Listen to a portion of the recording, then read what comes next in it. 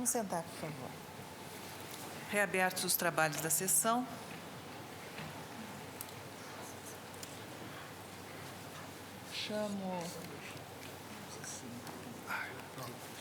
Chama a julgamento, ministro Menezes Direito. Embargos de declaração nos embargos de declaração nos embargos de declaração nos embargos de declaração na extradição 962. Quartos embargos de declaração. Não é possível que o relator originário tenha sido tão obscuro. 962, né? É a 962? Não. Sim. É a 962, né? 962. E há também agravo regimental nessa mesma 962. Eu estou rejeitando os embargos de declaração porque eles querem, na verdade, a reforma do acórdão embargado. E eu estou sugerindo, senhor presidente, que nós determinemos a já é tempo. Execução imediata da decisão. Como tem precedente recentíssimo que nós adotamos aqui, independente da publicação do acórdão e de qualquer outro então, ao presidente da República para que ele possa, então, promover a entrega.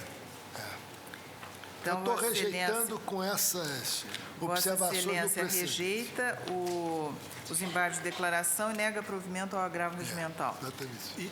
E nos embargos de declaração determina a imediata execução. A imediata execução. Então, eu vou... Com a prática dos atos correspondentes, né? Eu vou proclamar a divergência. Proclamando o resultado, o tribunal, unanimidade, rejeitou os embargos de declaração, nos embargos de declaração, nos embargos de declaração, nos embargos de declaração, na extradição 962. Embargante Klaus Malmquist, embargado o governo da Dinamarca. O eminente relator propõe a imediata execução da decisão, independentemente de publicação do acórdão. Já no agravo regimental, nos embargos de declaração, no agravo regimental, na extradição 962, relator também o ministro Menezes Direito, agravante Klaus Malmquist e agravado o governo da Dinamarca. O eminente relator nega provimento... Presidente, o agravo é contra que decisão? Agravo regimental. Ministro Menezes Direito. Porque eu neguei seguimento aos embargos de declaração democrática. Está bem. Então, de acordo? Sem divergência, portanto, o tribunal, nos termos do voto do relator, nega provimento ao agravo regimental. E é curioso quando se fala da má situação do sistema carcerário brasileiro que o cidadão não queira ir para a Dinamarca. Que coisa, né? Chama a julgamento, sendo relator o ministro César Peluso, agravo regimental no habeas corpus 92.664. Senhor presidente, eu vou resumir. Eu neguei seguimento a um pedido de habeas corpus em que se alegava que o paciente não teria tomado ciência do acórdão, mas há prova nos autos que teve ciência inequívoca, e a ciência inequívoca é forma de intimação, de modo que eu considerei que tinha decorrido o prazo recursal, neguei seguimento ao pedido e agora também estou negando provimento a este agravo. Vossa Excelência nega provimento? Nego provimento. Há divergência? O tribunal, unanimidade, negou provimento ao agravo nos termos do voto do relator. Ministro Menezes Direito. Vossa Excelência é relator do inquérito 2197, autor o Ministério Público Federal, indiciado Asdrubal Mendes Bentes. Nessa inquérito tem uma petição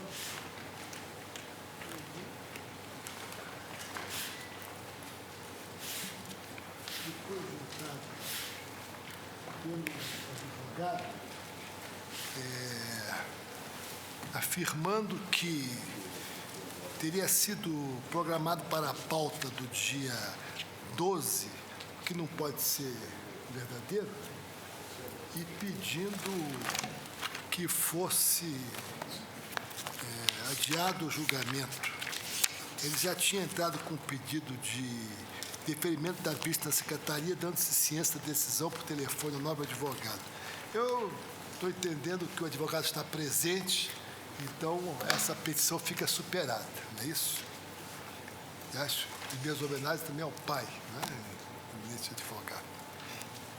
Aqui, eminente ministra presidente, senhores ministros, Trata-se de uma denúncia do Procurador-Geral da República apontando o denunciado nos artigos 299 do Código Eleitoral, 171 do Código Penal, 288 do Código Penal e 15 da Lei Especial 9.263 de 1996.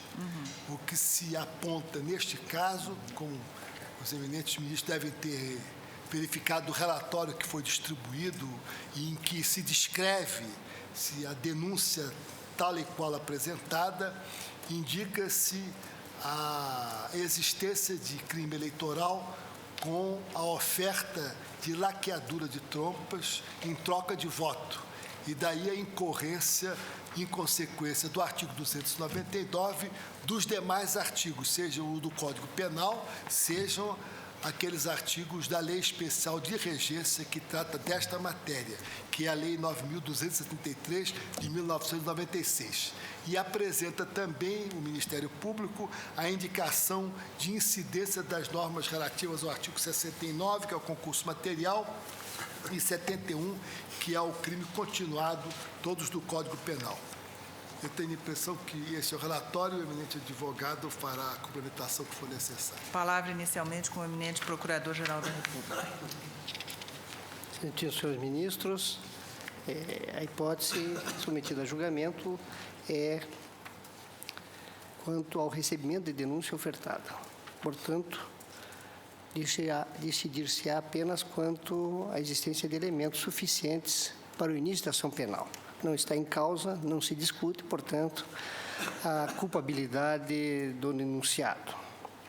Apenas a aptidão da denúncia para justificar a instauração da ação penal. A denúncia, já disse em outras oportunidades perante essa Corte, deve conter a adequada descrição dos fatos imputados e apresentar suporte probatório mínimo ou justa causa em sentido estrito. E a denúncia ofertada, cujo conteúdo, em resumo, foi apresentado no relatório do ministro Carlos Alberto Direito, preenche integralmente essas duas exigências, na medida em que descreve de forma clara e detalhada os atos tidos como caracterizadores da infração e que, em tese, são penalmente ilícitos e, de outra parte, está enlastreada em conjunto probatório que nela reportado e que, portanto, atende a esses pressupostos mínimos. Como observou o ministro Celso de Mello, manifestando voto na julgamento da ação penal 307, que foi por esse inafastável motivo que salienteia, então, ao ensejo do recebimento da denúncia oferecida pelo Ministério Público Federal, que aquela fase preliminar do processo penal não constitui o momento formalmente adequado para indagação aprofundada em torno de questões de índole eminentemente probatória. Os fatos descritos na denúncia são tipificados no artigo 299 do Código Eleitoral, na medida em que o denunciado, em concurso com os demais que estão sendo processados e julgados em instância diversa, aliciavam eleitores e executavam cirurgias, laqueadura tubária, com o objetivo de alcançar os votos dos beneficiados. Ademais, como esse procedimento, na maior parte das vezes, não era autorizado pelo Sistema Único de Saúde, eram lançados dados falsos nas respectivas declarações, depois submetidas ao Sistema Único de Saúde, as autorizações de internação hospitalar, indicando cirurgia diversa daquela efetivamente realizada. A imputação também quanto ao crime de quadrilha e essa imputação decorre do grupo que se formou de maneira estável e sólida com o objetivo de cometer os delitos que foram imputados. Daí porque, entendendo o Ministério Público que os elementos probatórios sugerem com consistência a presença da autoria, a certeza da autoria e da materialidade dos delitos, pleiteia o recebimento da denúncia. Palavra agora pelo indiciado, doutor Inocêncio Martins Coelho Júnior.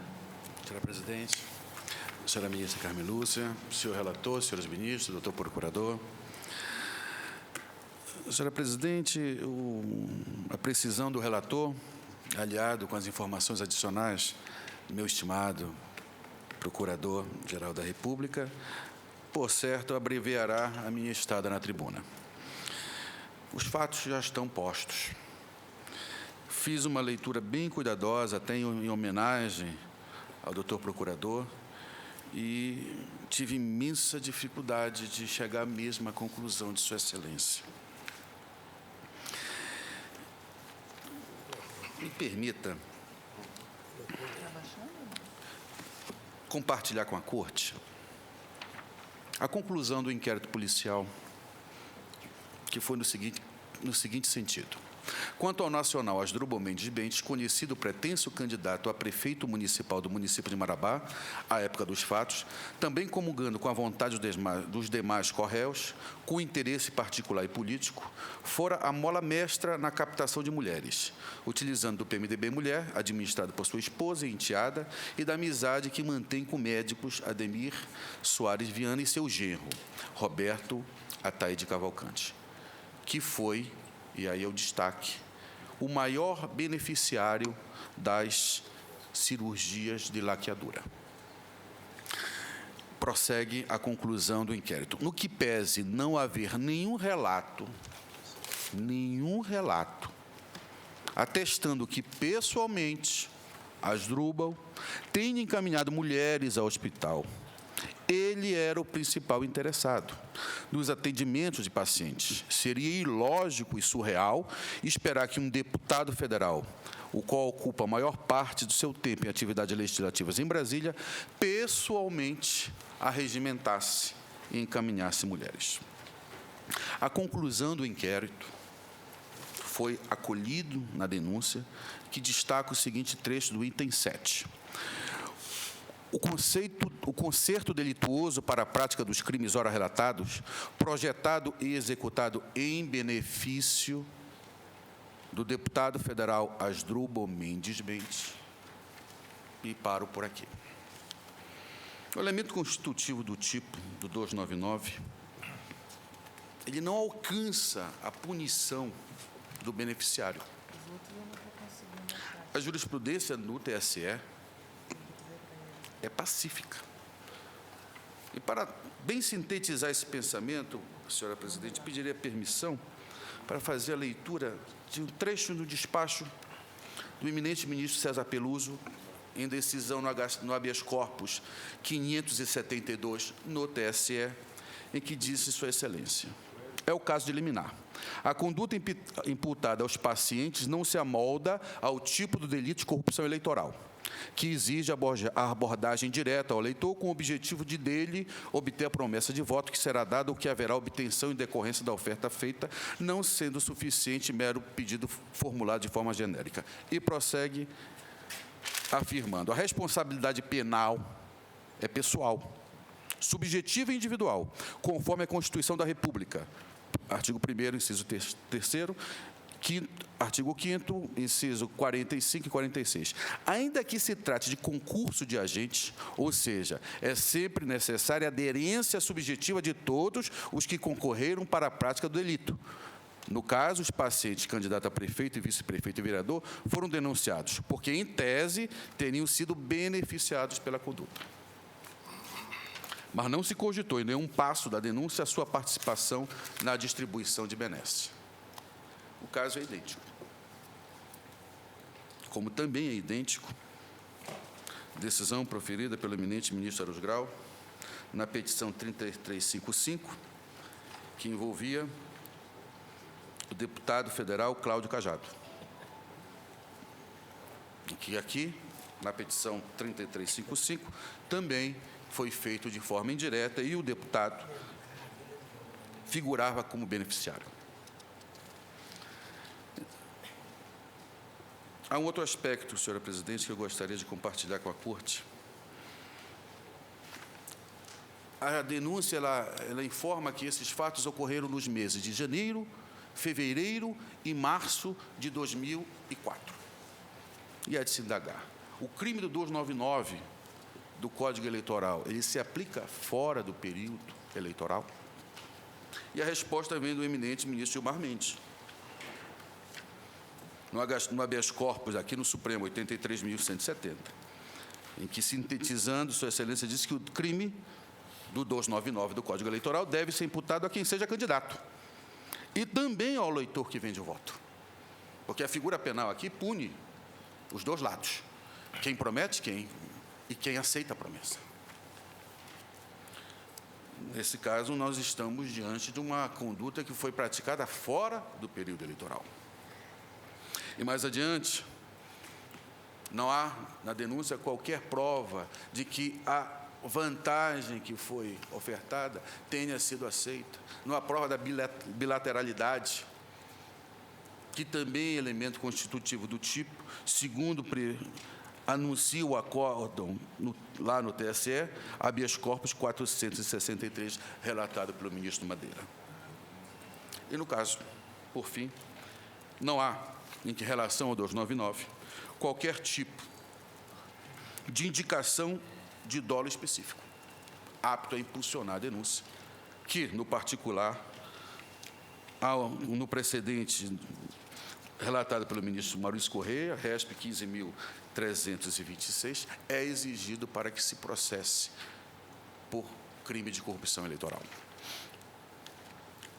Mais duas acusações foram lançadas.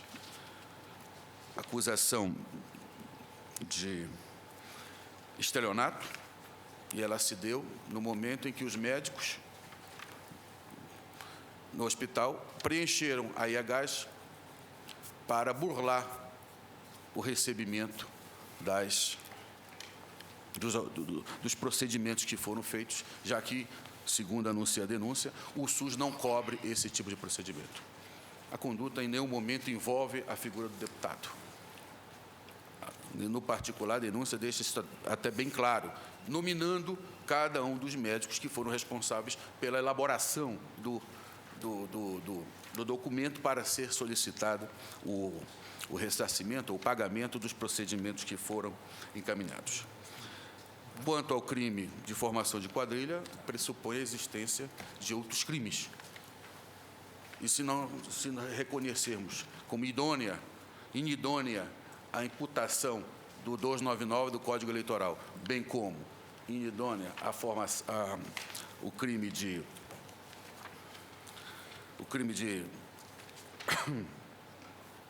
estelionato contra a presidência, temos como prejudicada a adição ao crime de formação de quadrilha.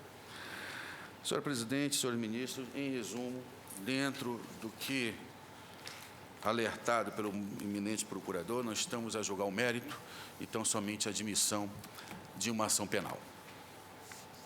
É a convicção da defesa de que nós não estamos não se reuniu aqui todos os elementos para que se possa imputar ao denunciado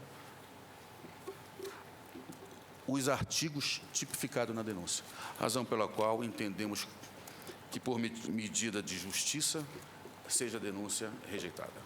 Era o que tinha a sustentar em defesa do indiciado. Agradeço a Vossa Excelência. A palavra com o eminente relator. Em primeiro lugar, senhora ministra presidente, louvo a belíssima sustentação oral feita pelo eminente advogado que alcançou todos os fatos da denúncia apresentada pelo Ministério Público. Primeiramente, senhora ministra presidente, eu entendo que a denúncia narra fatos típicos.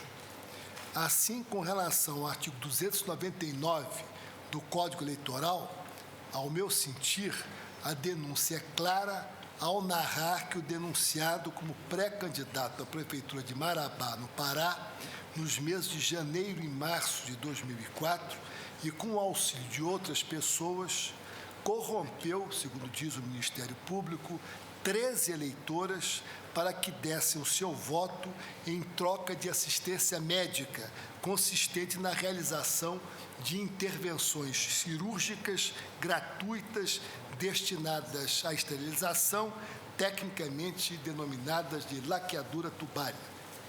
A narrativa, sem dúvida alguma, enquadra-se no tipo penal relativo à corrupção eleitoral, na qual os envolvidos, dentre eles o ora denunciado, estariam comprando votos para para o pleito eleitoral de 2004, caracterizando-se, pelo menos na minha compreensão, como moeda de troca, cirurgias de laqueadura nas eleitoras. Anoto, por outro lado, que a tese da defesa, e a defesa insiste especialmente neste aspecto, segundo a qual não haveria crime eleitoral antes da escolha do candidato em convenção partidária, não encontra, pelo menos insisto na minha compreensão, melhor amparo na interpretação do dispositivo. É que, em tese, teria havido compra de votos para o cargo de prefeito. O objetivo do delito, portanto, foi eleitoral, ocorrido nos anos eleitorais, sendo irrelevante nestas circunstâncias o fato de o denunciado já ter sido ou não escolhido como candidato em convenção partidária. Trata-se, no caso, de preservar a lisura das eleições, coibindo-se prática que altera a livre manifestação da vontade do eleitor. A respeito do crime de estelionato, que está previsto no Código Penal no artigo 171, combinado com o parágrafo 3º do mesmo dispositivo, igualmente, na minha compreensão, a denúncia está suficientemente baseada nos seguintes fatos, e leio o que diz a Procuradoria.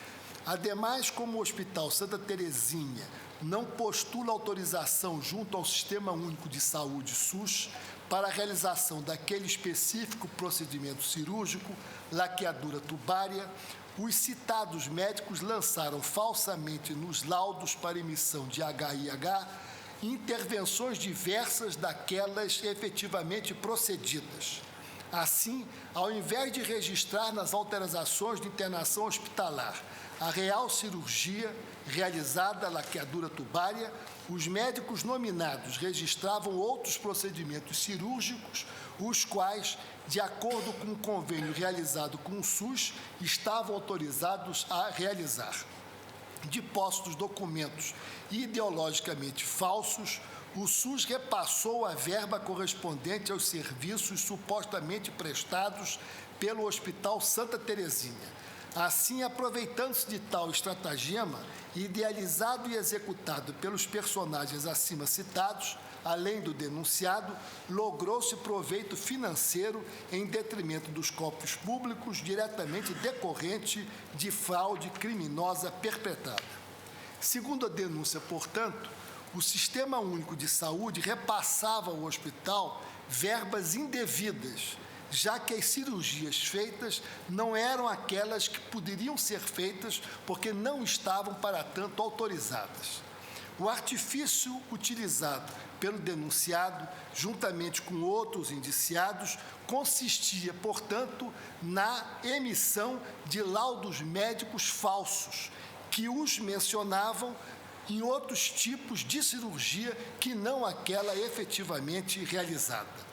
O crime de estelionato, por isso, pelo menos na minha avaliação, encontra-se suficientemente descrito, havendo ainda, comprovado isso como decorrente do próprio processo penal, fica identificado o prejuízo à entidade pública. A questão posta pela defesa sobre a ausência de prova de participação do denunciado, pelo menos na minha compreensão, não afasta a base dos fatos narrados pelo Ministério Público, havendo elementos suficientes na denúncia para assegurar identificação capaz de autorizar o seu recebimento.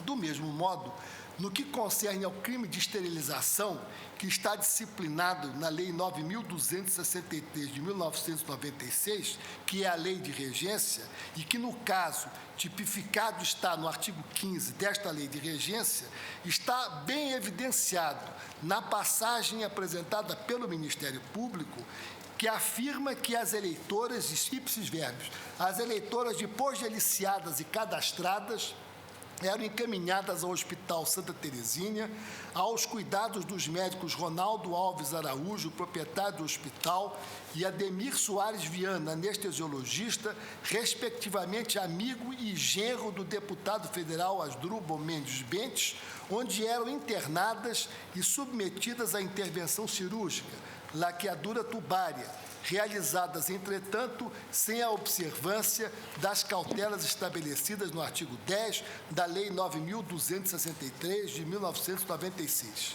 Ora, essa regra do artigo 10 da referida lei, por sua vez, especifica claramente quais são os cuidados necessários e quais são os requisitos indispensáveis para que essa esterilização voluntária seja feita.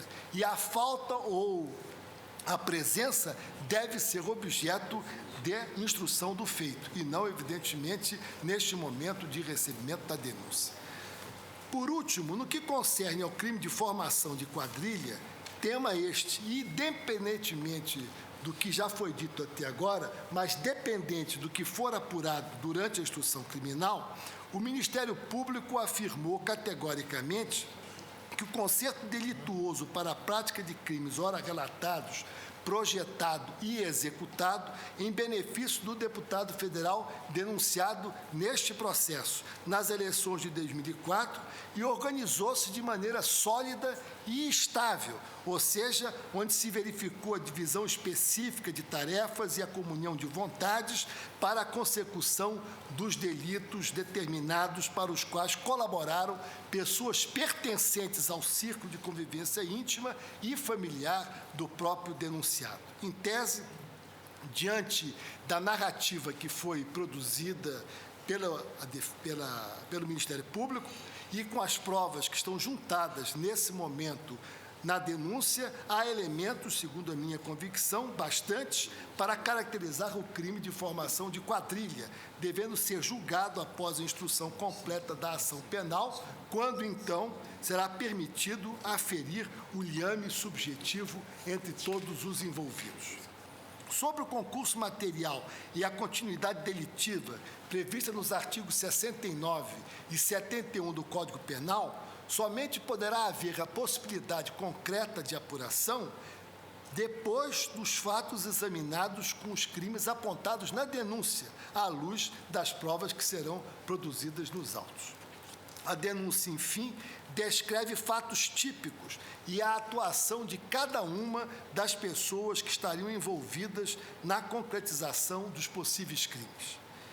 Os elementos fático-probatórios constantes destes autos, até o presente momento, por sua vez, pelo menos insisto na minha compreensão, indicam a materialidade dos crimes e descrevem suficientemente o possível envolvimento do ora denunciado no crime de corrupção eleitoral em todas as suas fases. E vejamos agora a prova que está juntada aos autos.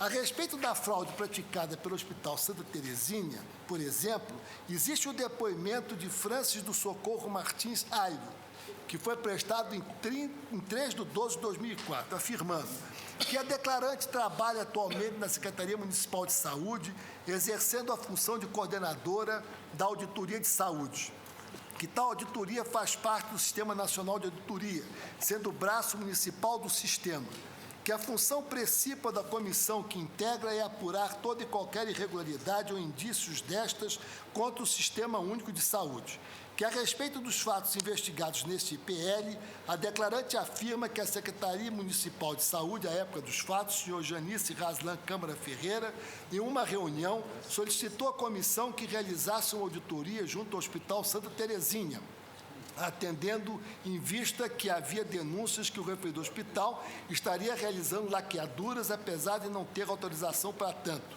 que a declarante afirma que sempre que uma pessoa é atendida pelo SUS, o médico do hospital credenciado elabora um laudo encaminhando para a Secretaria Municipal de Saúde, que na Secretaria um outro médico analisa o procedimento, podendo liberar ou não a autorização de internação hospitalar, que, se autorizado, uma das vias do laudo fica na Secretaria e a outra é devolvida ao hospital, que os autores tinham conhecimento que, se houvesse irregularidades envolvendo os procedimentos cirúrgicos de laqueadura, estas não estariam estampadas nos laudos, tendo em vista que o Hospital Santa Terezinha não é credenciado junto ao Ministério da Saúde para a realização de tais procedimentos. Que, como a comissão não poderia analisar todos os laudos, imaginou-se que, se houvesse alguma irregularidade, esta estaria ligada à área de obstetrícia. Que, após separados os laudos, em número de 17, a comissão partiu para a realização de visitas a pacientes selecionados, que foram formadas 2 equipes, cada uma contendo um médico, que nas visitas às pacientes confirmaram que tinham feito laqueaduras, que a declarante afirma que algumas declarações tomadas foram escritas pelos próprios pacientes e outras, quando estes não sabiam ler e escrever, foram redigidas pelos auditores, mas assinadas pelos usuários. Que a comissão perguntou a todos os pacientes como haviam sido encaminhados ao Hospital Santa Terezinha, sendo que alguns afirmaram que tinham realizado inscrição junto ao PMDB Mulher, que outros afirmaram que tinham sido encaminhados pelo senhor Edson, funcionário da FUNASA, cedido ao Centro de Saúde de Liberdade, estabelecimento de saúde municipal, que, segundo os relatos dos pacientes, o médico responsável pela cirurgia de laqueadura era o senhor Roberto Cavalcante, que também participava como médico responsável pela anestesia, o senhor Ademir, que a declarante afirma que todas as laqueaduras foram realizadas no Hospital Santa Terezinha, que a declarante afirma que, na época dos fatos, o diretor do Hospital Santa Terezinha era o próprio senhor Roberto Cavalcante, que, verificando o que constava nos prontuários de cada paciente, percebeu-se que as anotações eram idênticas às postas nos laudos, ou seja, outras cirurgias que não de laqueadura. Que a declarante afirma que o Hospital Santa Terezinha tinha pleno conhecimento de que não poderia realizar o procedimento cirúrgico de laqueadura, tendo em vista que já havia sido expedido um ofício pela Secretaria Municipal de Saúde, informando que apenas o Hospital Municipal de Marabá estava credenciado na cidade para a efetivação de tal procedimento. Há ainda o depoimento de uma outra senhora que é servidora da Secretaria Municipal de Saúde e que exerce a função de auditoria junto à Auditoria de Saúde, que também participou da auditoria relativa ao Hospital Santa Terezinha e que vai no mesmo teor desta testemunha anterior, concluindo até no dizer que a depoente acredita que, para cada cirurgia de laqueadura realizada pelo Hospital Santa Terezinha irregularmente, este nosocômio tenha recebido mais de R$200 por procedimento, que a depoente compromete-se em trazer a esta descentralizada uma tabela onde consta a projeção de valores recebidos irregularmente pelo hospital, que a depoente recorda que uma das pacientes chegou a afirmar que havia sido encaminhada ao hospital por uma pessoa que se dizia representar o deputado federal Asdrubal Bentes. Por outro lado, a depoente Vanusa Fernandes da Silva, em 21/12/2004, afirmou que a depoente acredita que Kellen a encaminhou ao Hospital Santa Terezinha para a realização de laqueadura, tendo em vista que buscava votos para seu pai, Asdrubal Bentes, que a depoente afirma que Kellen não pediu diretamente voto, mas que isso estava subentendido, pois a depoente frequentava a sede de uma agremiação partidária ligada a Asdrubal. Que a depoente tem conhecimento que muitas outras mulheres foram encaminhadas por Kellen para a realização da cirurgia de laqueadura, citando inclusive sua irmã, a senhora Valdirene Fernandes Dias Soares, residente na Folhas Tais, não sabendo declinar seu endereço completo.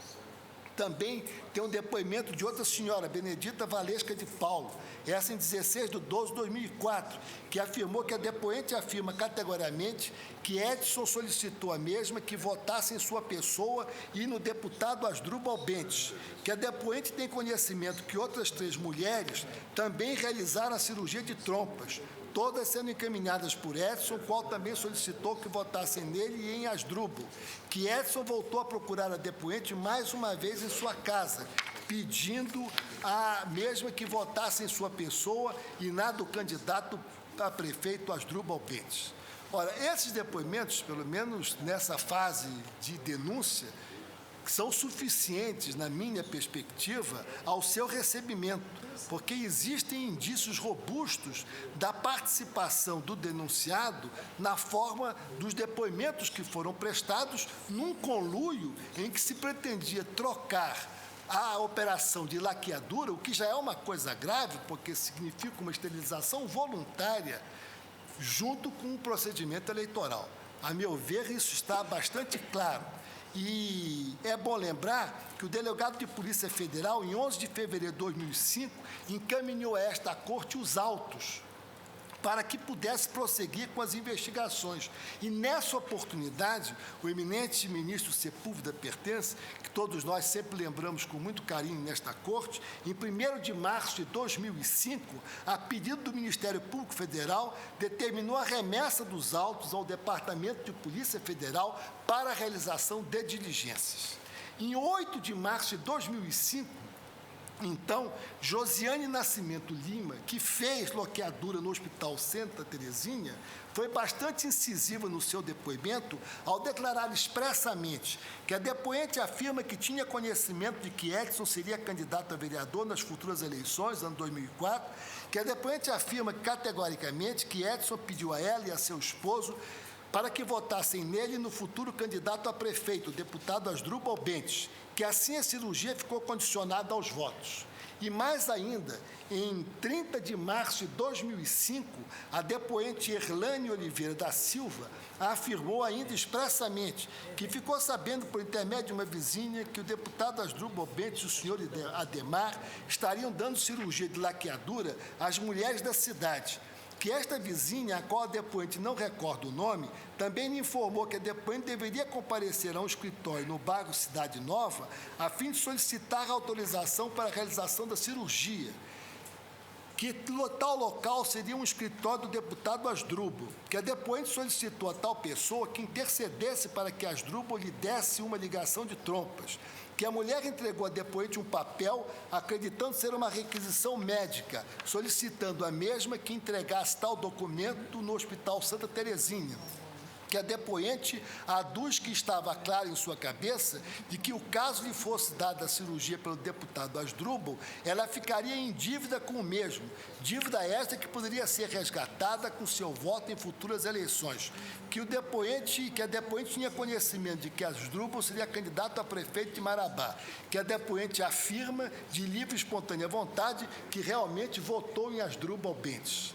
Por outro lado, há um último depoimento que me parece relevante de Jacicléia de Oliveira Matos, que igualmente foi submetida à cirurgia de laqueadura de trompas, dizendo o seguinte, que a depoente foi encaminhada ao referido hospital pela senhora Kellen, filha do deputado Asdrubal Bentes, que, segundo a depoente, conheceu Kellen na sede do PMDB Mulher, localizado na folha 12 dessa cidade, que Kellen pediu à depoente o número de seu título de eleitor, a fim de que pudesse filiá-la no PMDB, que a depoente deseja ressaltar que os fatos aconteceram na época que antecedeu a eleição municipal, que a depoente tem certeza que a ação de Kellen visava angariar votos para o deputado Asdrubal, tendo em vista que ela encaminhou muitas mulheres ao hospital a fim de realizarem cirurgia. Portanto, com esses depoimentos, a meu sentir, há necessidade de dar prosseguimento ao processo para que seja feita a apuração no que tange especificamente à existência de pedidos de votos em favor do denunciado diretamente às eleitoras que faziam as laqueaduras, havendo possível, portanto, a existência de crime previsto no artigo 299 do Código Eleitoral. Por outro lado, os depoimentos das auditoras da Secretaria Municipal de Saúde de Marabá confirmam terem conhecimento dessas fraudes envolvendo procedimentos cirúrgicos de laqueadura, realizados esses procedimentos no Hospital Santa Terezinha, que não tinha autorização do Sistema Único de Saúde para tanto, restando, portanto, também em tese caracterizado o crime de estelionato. E, por outro lado, o que me parece mais grave é com relação à ausência dos requisitos do artigo 10 da Lei 9.263 de 1996, para efeito de tipificação do crime previsto no artigo 15 do mesmo diploma, porque os depoimentos constantes dos autos, em princípio, indicam que faltou ao menos o requisito pertinente ao prazo mínimo de 60 dias entre a manifestação de vontade e o ato cirúrgico, período no qual seria propiciado à pessoa interessada o acesso ao serviço de regulação de fecundidade, incluindo aconselhamento por equipe multidisciplinar, visando desencorajar a esterilização precoce. Ou seja, as laqueaduras eram arranjadas por pessoas estranhas ao corpo de servidores do hospital e realizadas imediatamente. E esse fato, pelo menos na minha compreensão, já é suficientemente grave e existem indícios abundantes nos autos que mostram a possibilidade da existência deste fato que, a meu ver, é gravíssimo, de promover, de estimular, de incentivar a esterilização voluntária em troca de votos, independentemente da previsão da Lei 9.263, no que concerne aos requisitos previstos no artigo 10 para a tipificação do crime previsto no artigo 15. Por outro lado, nenhuma das testemunhas afirmou que a laqueadura seria necessária para afastar o risco de vida à mulher ou do futuro embrião ou feto. Por último, anoto que o fato do denunciado não ser médico não impede, sob nenhum aspecto, que o mesmo tenha participado conscientemente do processo de articulação para a obtenção de votos na linha do que já foi indicado e, particularmente, no que concerne a previsão do artigo 15 da Lei 9.263 de 1996. O concurso de pessoas, pelo menos na minha compreensão, é perfeitamente cabível neste tipo de delito. Por todas essas razões, conforme já antes afirmado, narrando a denúncia fatos típicos e estando presentes indícios suficientes de materialidade de autoria, não há como deixar de receber a denúncia, sendo prematuro, antes de encerrar a instrução criminal, avançar no sentido específico de tomar uma decisão definitiva a respeito da efetiva prática dos crimes que foram capitulados na peça acusatória. Essas são as razões pelas quais eu estou recebendo a denúncia. Presidente relator, portanto, recebe a denúncia. Ministra Carmen Lúcia. Eu acompanho o relator, senhora presidente, acentuando que de tudo quanto constou para nós nas pastas elaboradas e muito mais agora, com a elucidação trazida pelo brilhante voto do ministro relator, os 4 tipos penais que foram previstos, 299 do Código Eleitoral, 171, 288 e o artigo 15 da Lei 9263, parece-me que contém realmente elementos mais do que suficientes, como disse Vossa Excelência, abundantes para se determinar o prosseguimento e, portanto, aceitasse a denúncia para que se comprove, se apure, enfim, se dê o direito de defesa, mas já agora no curso de uma ação penal. Ministro Eros Grau. Eu também acompanho o relator. Ministro Carlos Brito. Eu acompanho o relator. Ministro César Peluso. Ministro Celso de Mello. Senhor presidente, eu acompanho o douto voto proferido pelo eminente ministro relator, que fez uma ampla análise em torno da admissibilidade na espécie da acusação penal. Mas eu me reservo para, é claro, para um outro momento, para uma maior reflexão em torno da configuração típica ou não do crime eleitoral, considerado o fator temporal ou dado temporal a que se refere a denúncia, porque a imputação ao denunciado de suposta prática delituosa, a que se refere ao artigo 299 do Código Eleitoral, essa imputação menciona um período que vai entre janeiro e março de determinado ano, antes, portanto, da escolha pelos partidos políticos em convenção das respectivas candidaturas. Mas, de qualquer maneira, nesta fase, senhora presidente, e com essa observação, eu acompanho o doutor voto provido pelo eminente ministro relator. Ministro Gilmar. Eu também, senhora presidente. Também já foi atestado da tribuna, precedente da minha relatoria, em que se discutiu exatamente essa tipificação, tendo em vista a qualificação temporal. Então, também em relação a esse aspecto, gostaria de fazer essa ressalva, mas faremos o exame devido no tempo oportuno. Quanto aos demais aspectos, acompanho o eminente relator. Proclamo o resultado. O tribunal, à unanimidade, nos termos do voto do relator, recebeu a denúncia.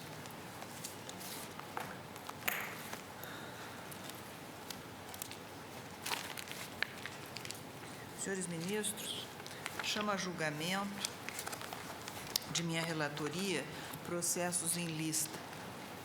Vossas Excelências têm aí a lista número 1, são agravos regimentais, iniciados com agravo regimental no agravo de instrumento 624.295 e encerrada com o agravo regimental no agravo de instrumento 682.229. Em todos esses casos, verificou-se a ausência no instrumento de peça obrigatória ou essencial à verificação da tempestividade do recurso extraordinário. Eu, portanto, estou negando o provimento a todos esses agravos regimentais. Há divergência? Proclamo o resultado. O tribunal, à unanimidade, negou provimento aos agravos. Na lista número 2, cuida-se ainda de agravos regimentais. Cuida-se aqui de agravos regimentais em agravos de instrumento. No caso, os recursos extraordinários ou agravos de instrumento foram apresentados intempestivamente ou em desacordo com a Lei 9.800 de 99. O primeiro agravo tem o número 627.150 e esta lista termina com o 680.158. A todos estes agravos regimentais, eu estou negando o provimento. Há divergência? O tribunal, por unanimidade, negou o provimento aos agravos. Lista número 3, ainda agravos regimentais em agravos de instrumento. O inicial é o 624.404 e ela termina com 686.873.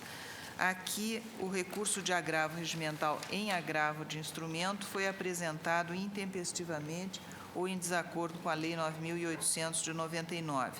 Por isso, eu não conheço destes agravos. Há divergência? O tribunal, à unanimidade, não conheceu dos agravos.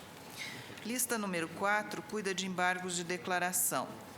Nestes casos, o que houve foi ausência no instrumento de peça obrigatória ou essencial à verificação da tempestividade do recurso extraordinário.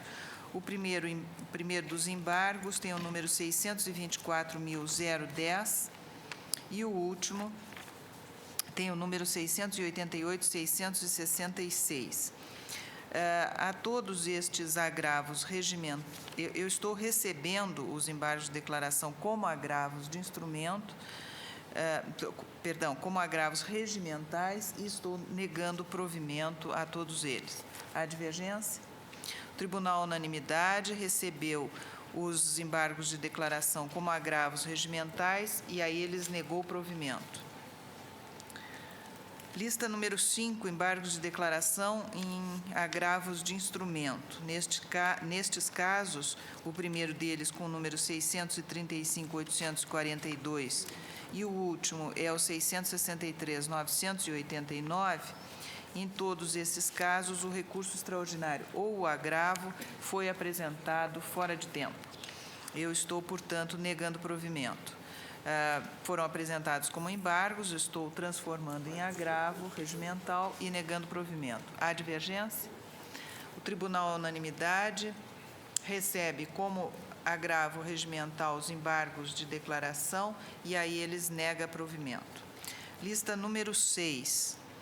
São também embargos de declaração. Inicia esta lista com 629.434 e é encerrada com os 676.249. Aqui as razões do recurso não atacam o fundamento da decisão agravada. Portanto, eu estou também, nesses casos, recebendo os embargos como agravos regimentais e a eles negando provimento. Há divergência? O tribunal, à unanimidade, nos termos do voto da relatora, recebeu como agravo regimental os embargos de declaração e a eles negou o provimento. Lista número 7, embargos de declaração ainda. Esta lista começa com o número 624.959 e conclui com 676.895. Há 2 temas subjacentes. No primeiro, a ausência de procuração outorgada ao subscritor do recurso, o que, segundo a jurisprudência da Casa, o torna inexistente. E outras hipóteses, o recurso foi apresentado intempestivamente ou em desacordo com a Lei 9.800. Por isso, eu estou recebendo os embargos como agravos regimentais e deles não conhecendo. Há divergência? O Tribunal, unanimidade, não conheceu dos embargos de declaração recebidos como agravos regimentais, nos termos do voto da relatora. Senhor ministro Carlos Brito, Vossa Excelência é relator do inquérito 2449.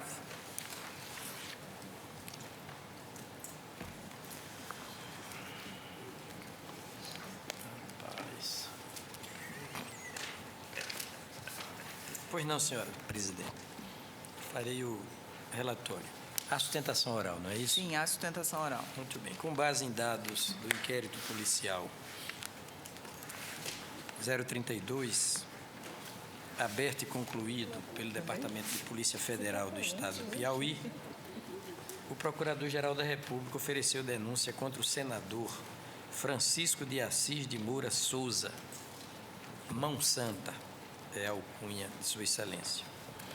João Madison Nogueira, deputado estadual da Assembleia Legislativa do Piauí, Magno Pires Alves Filho e José Mendes Mourão Filho, o que fez para lhes imputar a prática do delito de peculato, segundo o artigo 312 do Código Penal.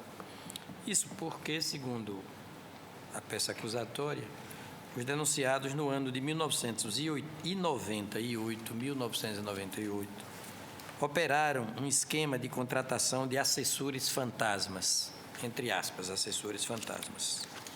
Esquema que, supostamente, financiou parte da campanha eleitoral do primeiro denunciado, então governador do estado do Piauí. Bem, eu vou ter que ler a denúncia porque o que se trata aqui de emitir um juízo de admissibilidade ou não da peça acusatória e a aferição há de se fazer pela leitura da postulação ministerial pública. Aspas. No ano de 1998, principalmente entre os meses de julho e outubro, os ora denunciados procederam à contratação de diversas pessoas no âmbito da Secretaria de Administração no Estado do Piauí, para o desempenho de funções de assessoria, sem que, entretanto, tais pessoas tenham prestado qualquer serviço à administração pública. Identificou-se no curso das investigações que os contratados, entre aspas, pelo governo do Estado do Piauí, constituíram, na maioria dos casos, lideranças políticas de diversas regiões do interior do Estado, incluindo vereadores, prefeitos e ex-prefeitos de vários municípios dessas localidades, como se denota dos depoimentos de folhas. Há nos autos identificação pormenorizada destas pessoas incluídas na folha de pagamento do Estado e o vínculo político destas com as respectivas prefeituras, como se vê do relatório da Auditoria do Tribunal de Contas do Estado de Piauí, as folhas tantas. Tais pessoas foram contratadas pela administração estadual, na qualidade de assessores fantasmas da Secretaria de Administração, com o propósito de conseguir apoio eleitoral nos respectivos municípios, visando a reeleição do primeiro denunciado, consoante depoimentos prestados às folhas tantas. É de se concluir, portanto, que a campanha política do então governador do Estado do Piauí, o primeiro denunciado, Francisco de Assis de Moraes Souza, Mão Santa, foi financiada, em parte, por recursos provenientes dos cofres públicos estaduais. A mencionada auditoria, realizada pelo TC, comprovou que 913 pessoas integravam a chamada Folha Secreta da Secretaria de Administração do Estado, tendo gerado um custo total de R$ 758.317 no período de julho a outubro de 1998. Folhas tantas. A despesa com pessoal no Estado cresceu 357,34%, se comparado os meses de janeiro e setembro daquele ano, folhas 945. A Corte de Contas constatou, ademais, que tais contratações foram realizadas mediante procedimento de absoluta informalidade. Eis que não há sequer registro de assentos funcionais relativos a tais servidores, folhas 949 e 952. O procedimento de fiscalização empreendido pelo TCE do Piauí também verificou que os contra-cheques dos aludidos servidores eram diferentes dos demais servidores da Secretaria de Administração. Folhas 954. Na maioria das vezes, sequer havia publicação dos decretos de nomeação dos assessores fantasmas, sempre em aspas, seja no Diário Oficial do Estado ou mesmo por portaria no âmbito interno da Secretaria de Estado da Administração. Ressalte-se também que alguns decretos de nomeação não eram sequer datados, cópias dos atos, as folhas tantas. Somente 38 decretos foram publicados, porém nenhum deles para exercer funções na Secretaria de Administração, mas no gabinete do governador, da vice-governadoria e outras secretarias de Estado. Cabe destacar que os decretos de nomeação eram assinados pelos 3 primeiros denunciados. Folhas tantas. Restou comprovado, ademais, que os dos 913 assessores fraudulentamente contratados, 314 eram ocupantes ou ex-ocupantes de cargos políticos no estado do Piauí. Muitos deles tendo participado das eleições municipais de 2000. Além disso, muitos outros, embora não ocupantes de cargos públicos, trabalharam como lideranças políticas em diversas regiões do interior do estado, o que evidencia o desvio de recursos públicos mediante contratações fraudulentas em prol da campanha do primeiro denunciado. Nesse sentido, o denunciado Francisco de Assis de Moraes Souza, na qualidade de governador do estado do Piauí à época dos fatos, era o verdadeiro mentor do esquema delituoso ao determinar a realização de contratações informais no âmbito da Secretaria de Estado, com o fim de conseguir apoio político à sua própria candidatura à reeleição nas eleições gerais de 98. O aludido denunciado constitui o principal beneficiário dos delitos perpetrados, teve cassado seu mandato de governador pelo Tribunal Superior Eleitoral, justamente por fatos ocorridos na campanha de 1998.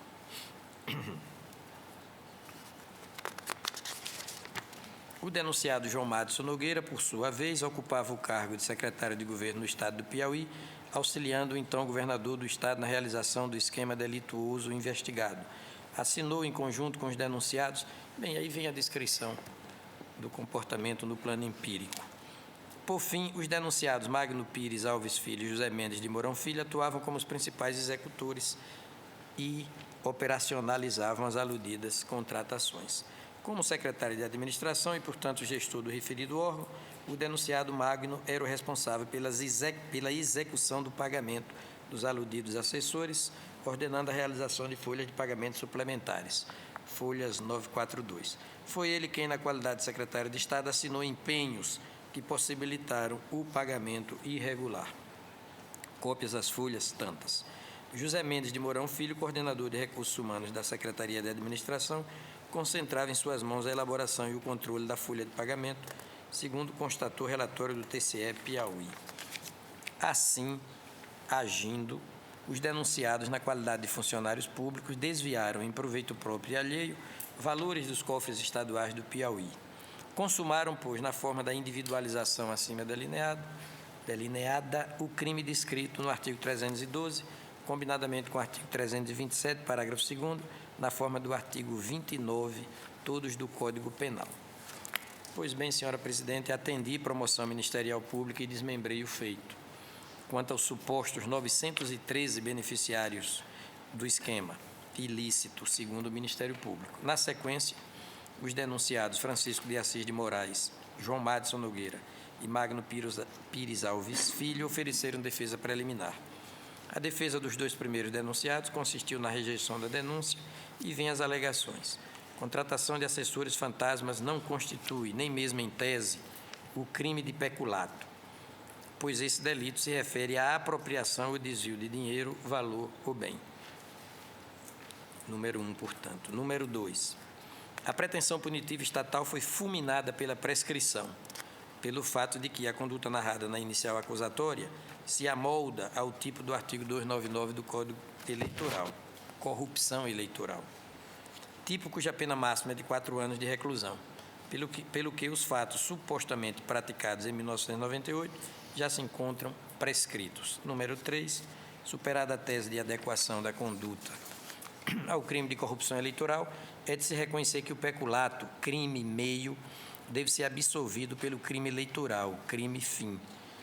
Número 4, a inicial acusatória é inépita, pois não aponta as condutas, em tese, materializadas pelos denunciados. Já a defesa de Magno Pires Alves, esta se traduz na alegação preliminar da nulidade da notificação para oferecer resposta prévia. Isso porque tal notificação não foi instruída com cópias de todos os documentos que embasam a denúncia. No mérito, é pela improcedência, sob o fundamento de que o denunciado não pode ser apenado, aspas, sem o esgotamento de todas as probabilidades de sua inocência. Fecho aspas. Já me encaminhando para o final deste relatório, averbo que a certidão de óbito acostada às folhas dá conta do falecimento do denunciado João José Mendes Mourão Filho, pelo que o Ministério Público requeriu a extinção da punibilidade e o recebimento da denúncia apenas quanto aos demais denunciados. Derradeiramente,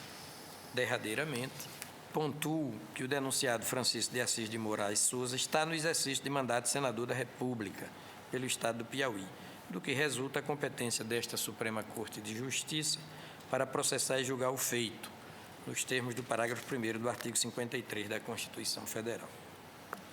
É o relatório. Meu relatório, senhora presidente. Palavra com o eminente Procurador-Geral da República. Senhores ministros, reitero que falei há pouco sobre a questão do recebimento da denúncia e os limites da apreciação do tribunal em relação a esse momento processual. No caso, como em outros que tem adotado, a denúncia, a toda afirmação de fato feita na denúncia, ela se reporta ou à prova documental ou à prova testemunhal ou, eventualmente, a outra prova documental oriunda de outro órgão da administração. Toda afirmação feita na denúncia, todos os fatos, no seu conjunto, todos os fatos estão reportados à prova que indicam a participação dos denunciados. A defesa, praticamente todas as defesas, cujo teor foi objeto de resumo no relatório que acabamos de ouvir, para justificar as argumentações, na verdade, escolheram de forma criteriosa alguns trechos da denúncia, trechos esses que, isoladamente, poderiam dar aso à interpretação equivocada lançada na respectiva denúncia. Se omitiu, por exemplo, que existia dentro da Secretaria de Administração do Estado do Piauí uma folha de pagamento secreta, na qual constava o nome de 913 funcionários, entre aspas, fantasmas. Também não se considerou, ao formular as defesas, que as informações constantes dos autos integravam a referida folha secreta e que essas pessoas tinham vínculos políticos com diversas prefeituras do interior do Piauí. Outro fato importante que deve ser considerado: desses 913 funcionários fantasmas, somente foram publicados decretos de nomeação, e aqui não estamos falando de aprovados em concurso, foram publicados somente 38 decretos de nomeação, sendo que o restante permaneceu sob sigilo também no interior da Secretaria de Administração. Mas o que é importante assinalar que todos eles assinados pelo denunciado Francisco de Assis de Moraes Souza, Monsanta, e pelos demais acusados. Os decretos estão lá. Portanto, o governador tinha pleno conhecimento dos atos que, na verdade, são atos de desvio de dinheiro, porque, na verdade, não se estavam contratando servidores, estavam se desviando de dinheiro em favor de terceiros.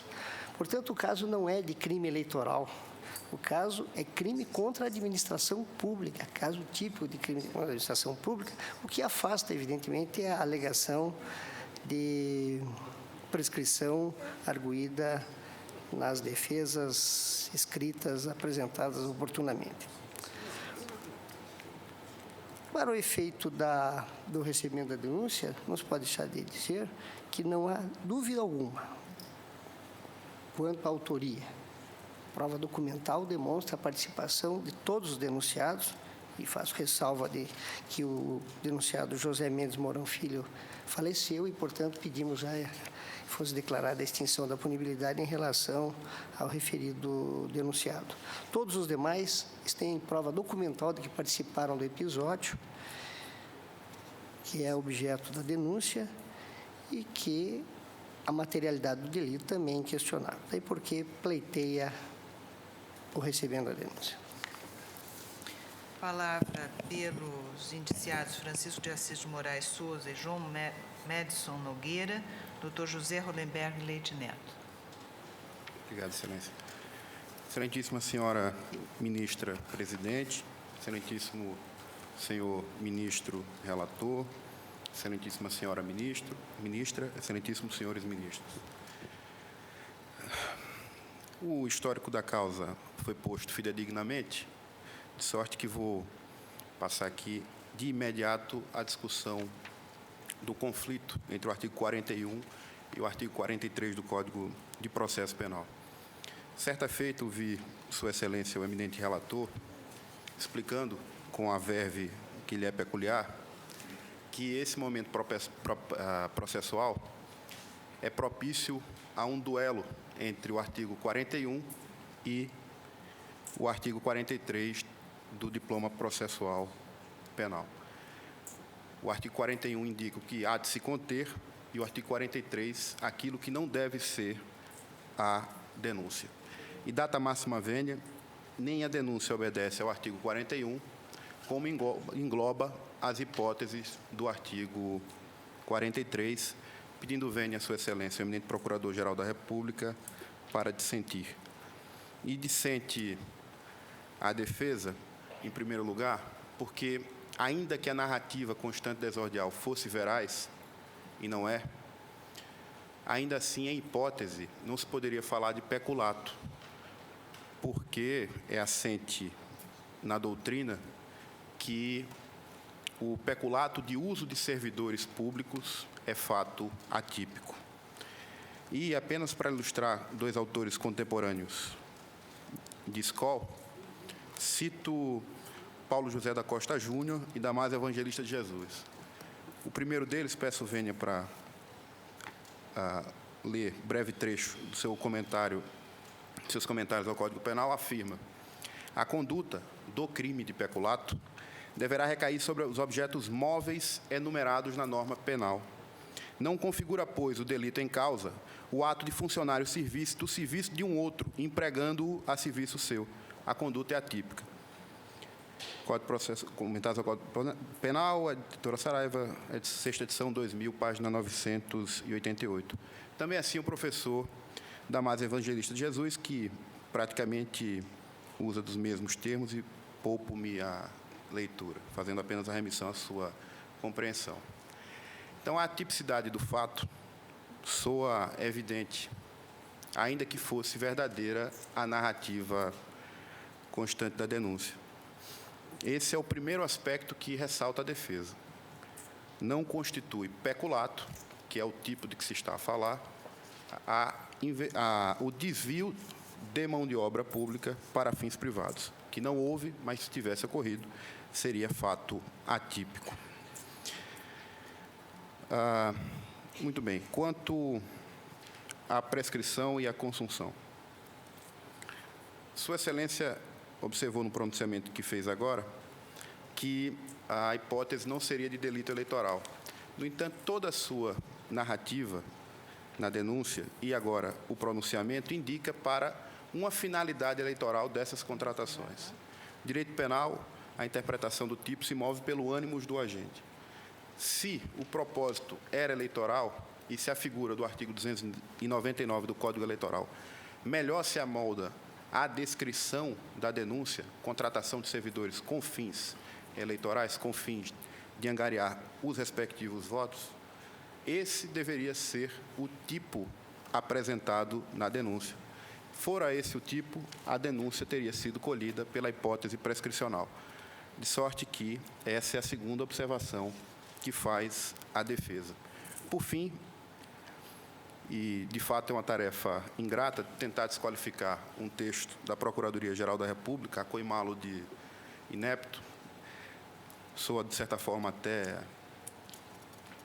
uma aventura dizer tal tipo de coisa, mas é munus da defesa, e nesse caso se verifica, afirmar que a denúncia com relação ao denunciado Francisco de Assis de Moraes Souza, o senador Monsanta, então governador do estado do Piauí, é clara em imputar-lhe a condição de mentor de um esquema delituoso. Não diz, no entanto, que atos teria praticado Sua Excelência, além da simples assinatura das nomeações. Como alguém pode ser mentor de um esquema se tais atos de coordenação não são descritos na inicial? E com relação ao denunciado João Madison Nogueira, secretário de governo, sua chancela nos atos se dava exclusivamente por munus da secretaria que ocupava, a Secretaria de Governo do Estado do Piauí. Além das assinaturas, nada na denúncia faz correlação à sua senhoria. De sorte que a imputação de peculato a ambos, um como mentor e outro na condição de ter colaborado com a conduta pelo simples fato de ter cumprido o seu dever legal de firmar os atos, soa data máxima vênia como uma responsabilização objetiva de agentes públicos na hipótese, porque pressupõe o conhecimento daquilo que acontece além do ato próprio praticado, que é o ato de firmar a nomeação. Outras duas observações a defesa registra, já caminhando para o encerramento. A primeira, que a denúncia en passant se refere à cassação do diploma de governador do estado do Piauí do primeiro denunciado, o senador Monsanta. Tais fatos não se relacionam de forma alguma com o presente episódio. Não há nenhuma vinculação entre um fato e outro, em verdade seja dita, a denúncia não o diz, mas apenas para afastar qualquer correlação que pudesse saltar à memória de Vossas Excelências. E também o fato de que há uma breve menção sobre um estrepitoso aumento de despesas com o pessoal feito na denúncia. E há uma série de relações efetuadas pela denúncia com relatórios do Tribunal de Contas do Estado do Piauí. No entanto, não há qualquer registro histórico, nem documental nos autos, de que tenham as contas do governador do Estado do Piauí, o atualmente senador Monsanta, ou do senhor secretário João Madison Nogueira, atualmente deputado estadual, sofrido qualquer rejeição ou qualquer ressalva pelo tribunal, de onde partem as provas supostamente suficientes para o recebimento da denúncia no entendimento da douta Procuradoria-Geral da República. Espero, com essas breves considerações, senhores ministros, senhoras ministras, deixar enfatizada a necessidade de, nesse momento do processo, reconhecer a atipicidade da imputação, a prescrição, se eventualmente considerada típica conduta, e, na eventualidade de superar essas duas questões prévias, entender que não pode alguém ser responsabilizado por atos subsequentes sob a pressuposição de ser o beneficiário de tais atos pelo fato mesmo de ter firmado um decreto de nomeação. Eram as breves considerações que tinha a defesa a fazer, agradecendo a atenção da Corte. Agradeço, Vossa Excelência. A palavra com o eminente relator. Senhora Presidente, talvez a maior compensação de um professor esteja no fato de ver os seus alunos, ex-alunos, pontificando profissionalmente, ocupando com brilho, com competência, com honestidade, os seus espaços de trabalho. É o caso do professor, do causídico José Hollenberg Leite, neto de quem fui professor no curso de pós-graduação, e posteriormente via examiná-lo em banca de mestrado no Rio de Janeiro, acho que na Universidade Gama Filho. Sua Excelência é um sergipano de boa cepa, que merece, de minha parte, esse reconhecimento público. Senhora Presidente, feito o relatório, o que me cabe é passar o voto. De saída, informo haver nos autos documentação que atesta o falecimento do denunciado José Mendes Mourão Filho, motivo pelo qual declaro extinta a sua punibilidade, o que faço com base no inciso 1º do artigo 107 do Código Penal. Quanto aos demais denunciados, tenho que a peça acusatória de ser recebida. Os fatos descritos na denúncia são, ao menos em tese, constitutivos de delito. No caso, eu tenho como delito de peculato, artigo 312 do Código Penal. Por igual, entendo que os autos contêm indícios suficientes de autoria, de modo a atrair a incidência do artigo 41 do Código de Processo Penal. Isto sem incorrer nas impropriedades, nos óbices do artigo 43 do mesmo diploma legal. Ou seja, há um conteúdo positivo, obrigatório na denúncia, que corresponde às exigências do artigo 41 do CPC. E a denúncia não contém o conteúdo negativo de que trata o artigo 43 do mesmo diploma legal. Senhora Presidente, antes de prosseguir no exame da inicial acusatória, eu analiso a preliminar suscitada pela defesa de Magno Pires Alves Filho, preliminar de violação do princípio da ampla defesa, devido a que a notificação do denunciado não se fez acompanhar de cópia dos documentos, de todos os documentos que embasam a acusação. Aqui eu tenho que não assiste razão à defesa, porque, em primeiro lugar, a denúncia noticia com clareza os fatos imputados à autoria do acusado, permitindo-lhe, sem dúvida, para mim, a chance da mais desembaraçada defesa. O contraditório não está prejudicado por nenhum modo. Depois, os autos deste inquérito sempre estiveram à disposição dos advogados para consulta a eventual extração de peças. Eu não vejo como a falta de cópias inteiras, integrais, de 10 volumes e 67 apensos pode ser interpretada como ofensa à garantia da ampla defesa, ao menos nesta fase preliminar do feito. Eu retorno ao exame da denúncia. Conforme relatado, aos acusados são imputadas a montagem e operacionalização de um esquema de nomeação de assessores fantasmas no âmbito da Secretaria de Administração no Estado do Piauí. Esquema esse que gerou um aumento de 257,34% na despesa com pessoal daquele Estado. Logo, o quadro empírico estampado na inicial acusatória parece amoldar-se às preceituações do artigo 312 do Código Penal, que passo a ler. Artigo 312, apropriar-se o funcionário público de dinheiro, valor ou qualquer outro bem imóvel, público ou particular, de que tenha posse em razão do cargo. E vem a parte final do dispositivo. Ou desviá-lo em proveito próprio ou alheio. A pena é de 2 anos a 12 anos. E o parágrafo 1º diz: aplica-se a mesma pena se o funcionário público, embora não tendo a posse do dinheiro, valor ou bem, o subtrai ou concorre para que seja subtraído em proveito próprio ou alheio, valendo-se de facilidade que lhe proporciona a qualidade de funcionário. Senhora Presidente, a narrativa da denúncia sinaliza a ocorrência, em tese, das circunstâncias elementares do tipo penal, do peculato. Claro que do peculato desvio, nome doutrinário, para a parte final do caput do artigo 312 do Código Penal.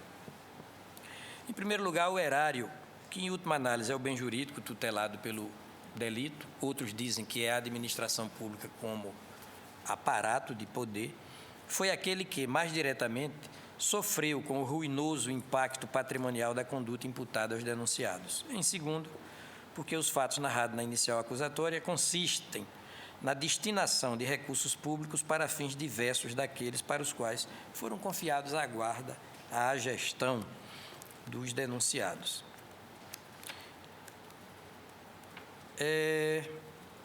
Sem falar que é impensável a possibilidade de contratação de servidores fantasmas E aqui vem uma distinção muito importante. O eminente advogado da tribuna sustentou a atipicidade, pugnou pelo reconhecimento da atipicidade do delito, dizendo que peculato não tem nada a ver, em última análise, com a contratação de servidores ou o mau uso de servidores públicos. Mas aqui há uma peculiaridade, há uma singularidade. É que houve pagamento de vencimentos, mas servidores não prestaram serviços, não entraram no desempenho dos cargos ou funções, né, para os quais, teoricamente, foram recrutados. A acusação aqui não é de desvio de função, não é de recrutamento de mão de obra, é de pagamento de vencimento a quem sequer comparecia para trabalhar.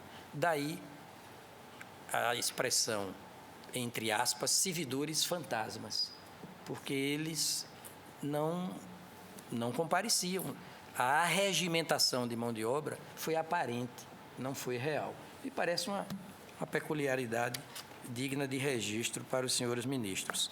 O certo é que os autos apontam para situações caracterizadoras, pelo menos no juízo delibatório, de crassa improbidade administrativa. Uma delas acostada às folhas tantas, consubstanciada na seguinte declaração de um dos supostos beneficiários do esquema ilícito, aspas, salvo engano, a partir de maio ou junho do ano passado, passou a receber contra-cheque do governo do estado do Piauí, como se exercesse cargo de assessor.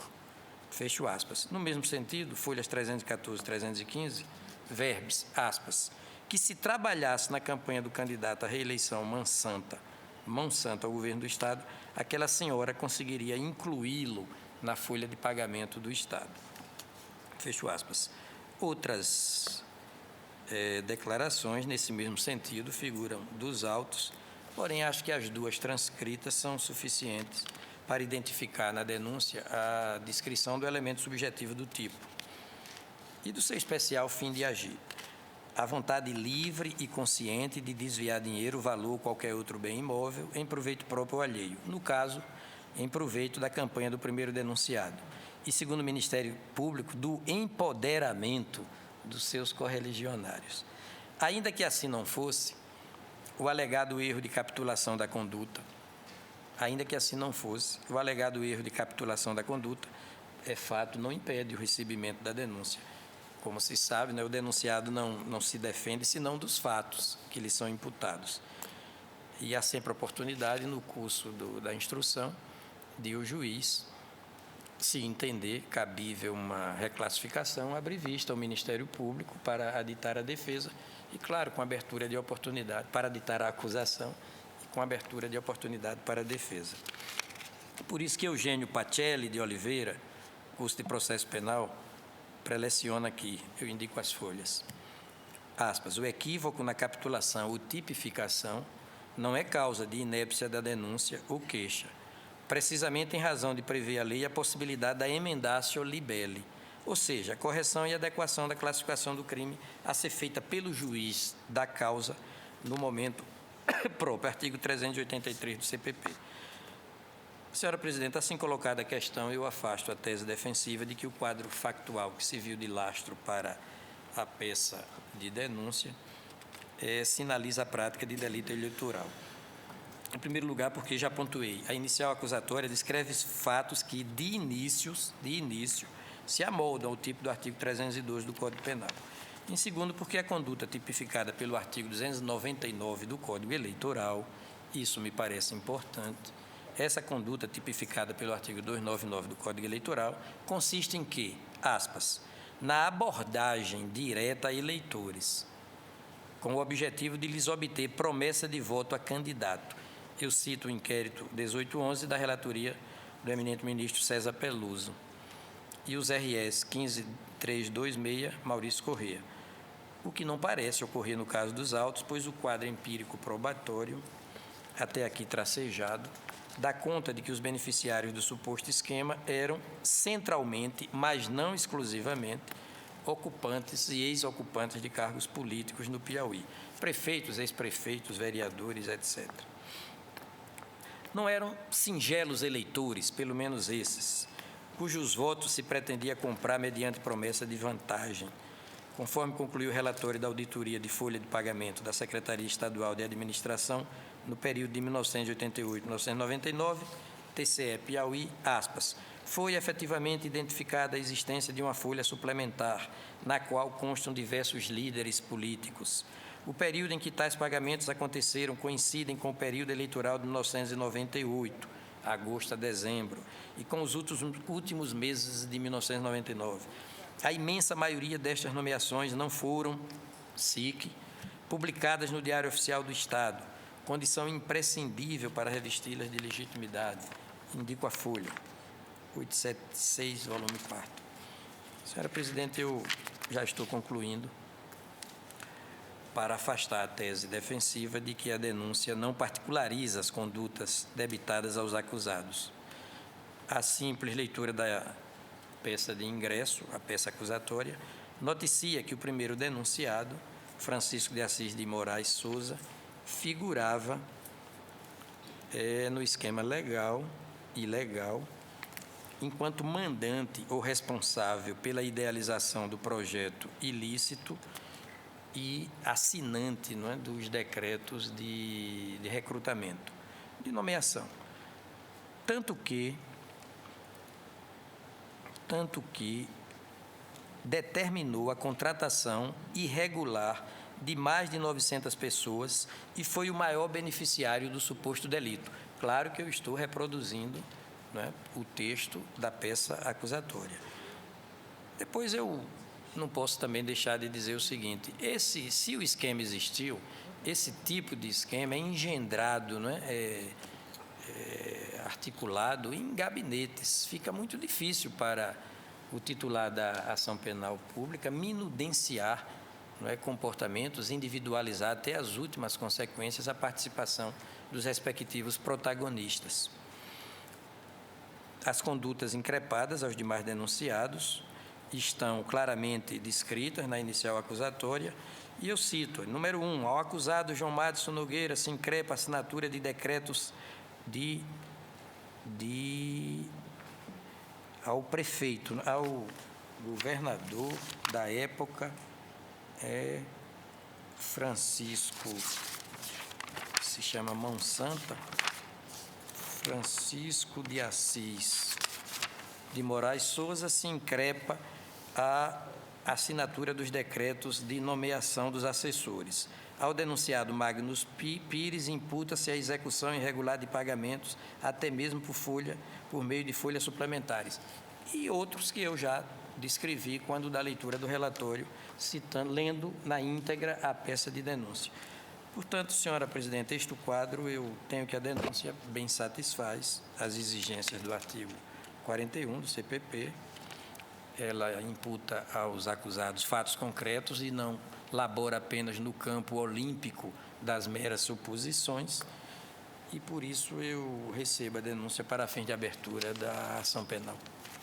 Senhor Presidente. O eminente relator recebe a denúncia. Pois não, ministro Gilmar Mendes.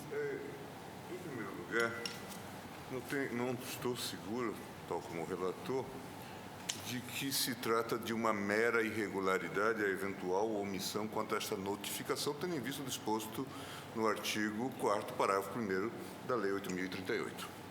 Tanto é que, no caso do mensalão, o tribunal diligenciou colocar à disposição e fez entregar todas as cópias aos eventuais denunciados. Diz o parágrafo 1º do artigo 4º. Com a notificação serão entregues ao acusado cópia da denúncia ou da queixa, do despacho do relator e dos documentos por este indicados. Portanto, essa questão me parece extremamente irrelevante. A outra questão, que me parece extremamente séria, é a questão do próprio peculato desvio. E aí, de fato, a descrição não me parece tão precisa.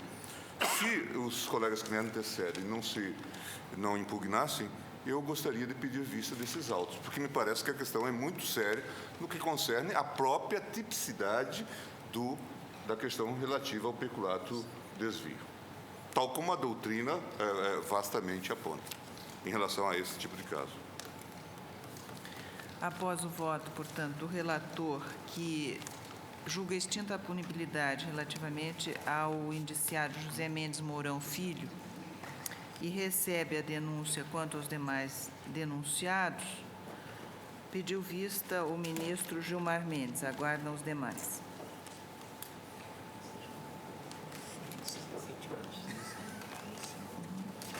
Senhores ministros, indico retirada de mesa do agravo regimental na suspensão de liminar 190, agravante agropecuária Santa Rosa, agravado o Instituto Nacional de Colonização e Reforma Agrária. Pois não? Pois não? Claro que sim. Federal. Estou dizendo que na linha de Nós julgamento- precisamos, ministro de Direito, da indicação do processo. Pois é. Vossa Excelência pode me dar? Declaração no agravo regimental. Para que eu tenha condições de apontar. Secretaria, por favor, só o número. Então, eu já dei embargo de declaração no agravo regimental na petição 4.084 do Distrito Federal. 4.084. Petição. Eu não estou conhecendo dos embargos, que foram embargos declaratórios opostos por fax. E o conhecimento deste depende da apresentação no protocolo da Corte da petição Do original. Então, eu não conheço. Não conhece. O eminente relator não conhece dos embargos. A divergência, Tribunal Unanimidade não conheceu dos embargos de declaração no agravo regimental na petição 4.084. Relator, ministro Carlos Alberto Menezes Direito. Embargante, o Instituto de Advocacia Racial e Ambiental. Embargado, o ministro de Estado da Educação. Pois não. Embargo de declaração na ação direta de inconstitucionalidade 3.582 do Piauí. Para ação direta de inconstitucionalidade não temos quórum, ministro. São dois embargos de declaração. Não temos quórum para ADIM. Então, já julgou um, já foi suficiente. Fica para a próxima. Senhores ministros, está encerrada a sessão.